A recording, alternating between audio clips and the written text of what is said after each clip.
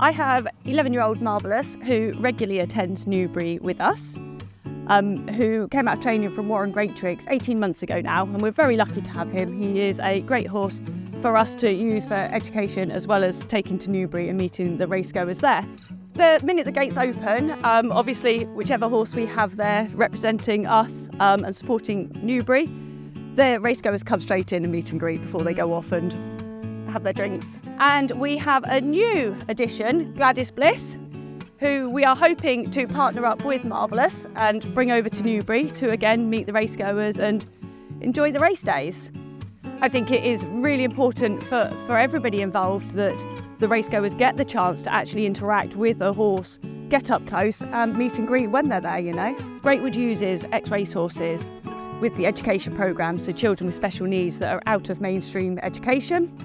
And functional skills, all of the skills that they'd learn in school, they can learn here at Greatwood.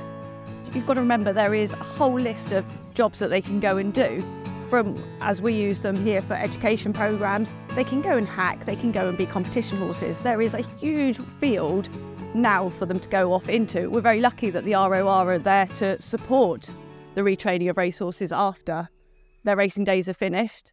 We've been helped and assisted by Newbury Racecourse now for 22 years. There hasn't been a year that's gone by which we haven't been supported by Newbury, and it's a fantastic thing for us because even the addition of the stable for one of our former racehorses to go into each year is not only making the average racegoer understand that there is a life after racing and that racing loves its old warriors and will look after them. We actually need the support as well.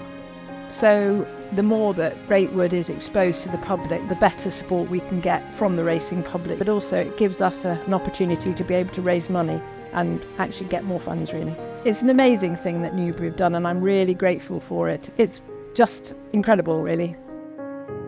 And we have a range of educational programmes from the ages of 5 up to 19 at the moment. And we also run programmes for young people that are not in education, employment or training, the 16 to 24-year-olds. So we've got the full age range covered. All the courses have aspects of horse healthcare and husbandry, but the horses actually provide a really useful metaphor for facing challenges in life, because when they first start, lots of our students haven't interacted with horses before, so they're quite intimidating. They're a huge presence, a huge powerful presence. As the course progresses, they sort of become more comfortable around the horse. They realise that they can be around the horse. They do the grooming and platting and all those kinds of things, and it helps them to realise that they can overcome other challenges they face in life. So the horse is a great metaphor for things that seem insurmountable at first. For those people that are very well up with their racing, this is malapropism, who Mick Shannon had in training. He still retains the record for the second most number of races ever run. He's run 154 times.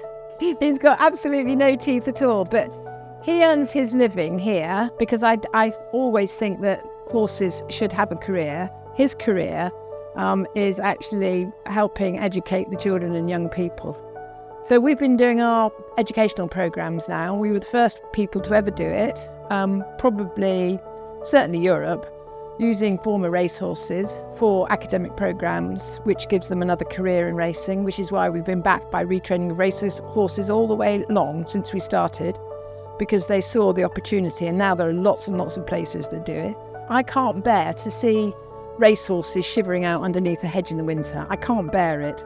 So although this looks terribly informal, they're as happy as larks for horses to be able to see around and not be in a box again. Yeah. So it means then, and then the reason for all the goats and the poultry and all that type of thing is that if they're going into a domestic environment, that actually they can see all these things, because if they've been to a very, very formal training yard, they won't have ever come across anything that the domestic person might.